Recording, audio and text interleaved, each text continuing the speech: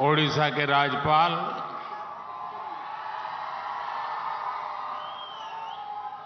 रघुवर दास जी, मुख्यमंत्री मेरे मित्र श्रीमान नवीन पटनायक जी,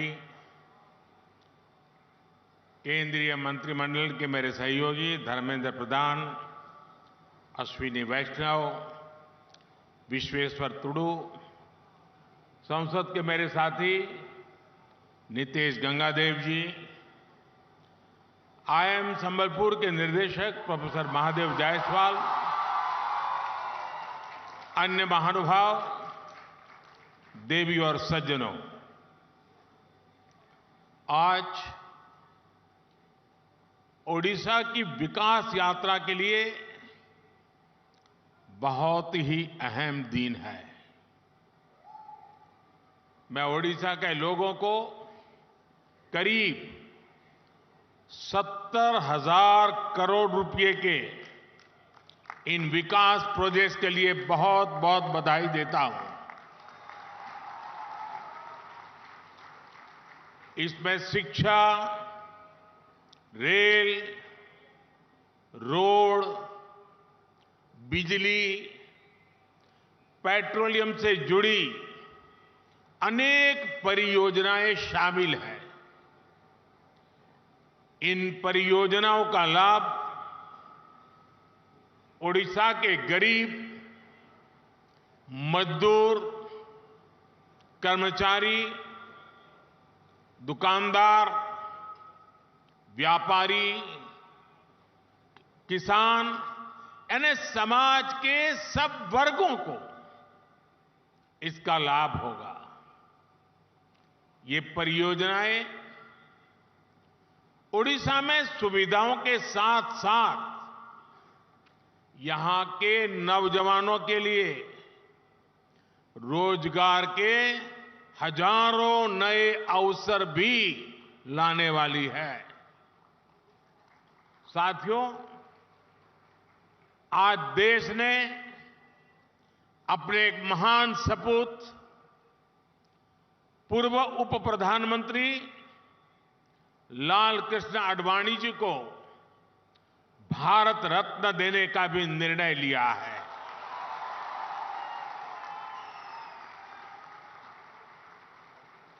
भारत के उप प्रधानमंत्री, गृह मंत्री एवं सूचना प्रसारण मंत्री के रूप में और दशकों तक एक निष्ठावान, जागरूक सांसद के रूप में आदरणीय आडवाणी जी ने देश की जो सेवा की है वो अप्रतिम है। आडवाणी जी का ये सम्मान इस बात का प्रतीक है कि राष्ट्र की सेवा में अपना जीवन खपाने वालों को राष्ट्र कभी भुलाता नहीं है। मेरा सौभाग्य रहा कि लाल कृष्ण आडवाणी जी का स्नेह, उनका मार्गदर्शन मुझे निरंतर मिलता रहा है। मैं आदरणीय आडवाणी जी के दीर्घायु होने की कामना करता हूं और उन्हें ओडिशा की इस महान धरती से समस्त देशवासियों की तरफ से बहुत बहुत बधाई देता हूं। साथियों, हमने ओडिशा को शिक्षा का, कौशल विकास का एक महत्वपूर्ण केंद्र बनाने के लिए निरंतर प्रयास किए हैं। बीते दशक में ओडिशा को जो आधुनिक संस्थान मिले हैं, शिक्षा संस्थान मिले हैं, वो यहां के युवाओं का भाग्य बदल रहे हैं। आईसर ब्रह्मपुर हो या भुवनेश्वर का इंस्टीट्यूट ऑफ केमिकल टेक्नोलॉजी, ऐसे अनेक संस्थान यहां स्थापित किए गए हैं। अब आईआईएम संबलपुर भी मैनेजमेंट के आधुनिक संस्थान के रूप में ओडिशा की भूमिका को और सशक्त कर रहा है। मुझे याद है 3 साल पहले कोरोना काल में ही मुझे आईआईएम के इस कैंपस के शिलान्यास का अवसर मिला था। अनेक रुकावटों के बावजूद अब ये शानदार कैंपस बनकर तैयार है और आप लोगों का जो उत्साह मैं देख रहा हूं ना, उसे मुझे लगता है कि कैंपस आपको कितना प्यारा लग रहा है। मैं इसके निर्माण से जुड़े सभी साथियों की प्रशंसा करता हूं। साथियों, विकसित भारत के लक्ष्य को हम तभी प्राप्त कर सकते हैं जब भारत का हर राज्य विकसित बने। इसलिए बीते वर्षों में हमने ओडिशा को हर सेक्टर में अधिक से अधिक सपोर्ट किया है। केंद्र सरकार के प्रयासों से ओडिशा आज पेट्रोलियम और पेट्रोकेमिकल के क्षेत्र में भी नई ऊंचाई प्राप्त कर रहा है। पिछले 10 सालों में ओडिशा में पेट्रोलियम और पेट्रोकेमिकल क्षेत्र में 1.25 लाख करोड़ रुपए से अधिक का निवेश किया गया है। बीते 10 वर्षों में पहले की तुलना में रेलवे के विकास के लिए ओडिशा को 12 गुना ज्यादा बजट दिया गया है। बीते 10 वर्षों में प्रधानमंत्री ग्रामीण सड़क योजना के तहत ओडिशा के गांवों में करीब 50,000 किलोमीटर सड़कें बनी हैं।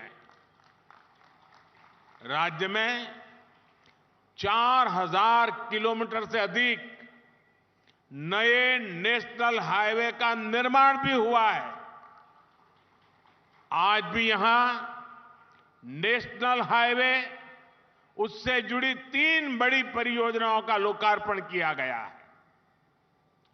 इन प्रोजेक्ट से झारखंड और ओडिशा के बीच इंटर स्टेट कनेक्टिविटी बढ़ेगी और यात्रा की दूरी भी कम होगी।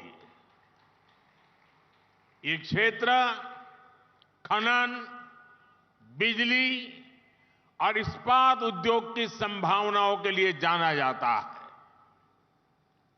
इस नई कनेक्टिविटी से इस पूरे क्षेत्र में नए उद्योगों के लिए संभावनाएं बनेगी, रोजगार के हजारों नए अवसर बनेंगे। आज संबलपुर तालचेर रेलखंड का दोहरीकरण, जार तरभा से सोनपुर सेक्शन तक नई रेल लाइन का भी शुभारंभ हो रहा है। पूरी सोनपुर एक्सप्रेस से सुबर्णपुर जिला, यानी हमारा सोनपुर जिला आज रेल कनेक्टिविटी से जुड़ रहा है। इससे श्रद्धालुओं के लिए भगवान जगन्नाथ का दर्शन करना और आसान हो जाएगा। ओडिशा के हर परिवार को पर्याप्त और सस्ती बिजली मिले, इसके लिए हम निरंतर प्रयासरत हैं।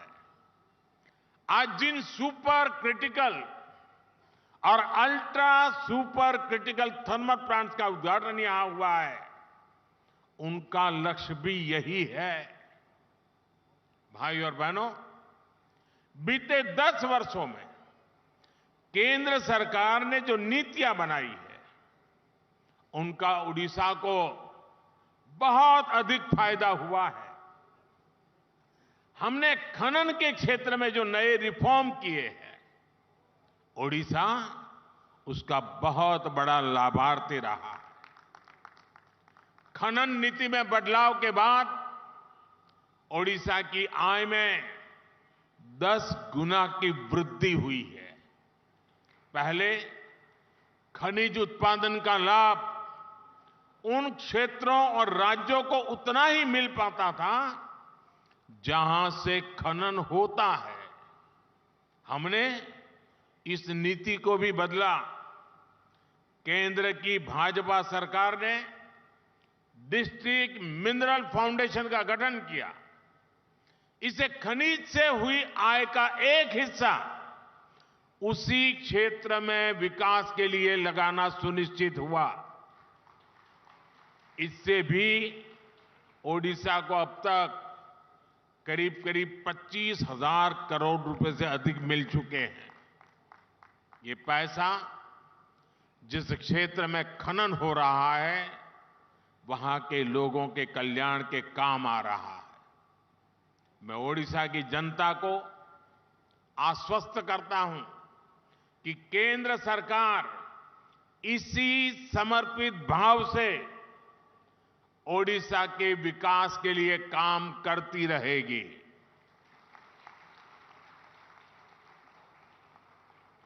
साथियों, मुझे यहां से एक बहुत बड़े कार्यक्रम में जाना है, खुले मैदान में जाना है, तो वहां मिजाज भी कुछ और होता है। तो मैं यहां लंबा समय आपका नहीं लेता हूं,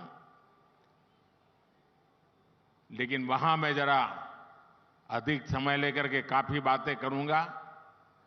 15 मिनट के बाद उस कार्यक्रम में पहुंचूंगा। एक बार फिर आप सभी को विकास कार्यों के लिए मैं बहुत बहुत बधाई देता हूं और मेरे युवा साथियों को विशेष बधाई। बहुत बहुत धन्यवाद।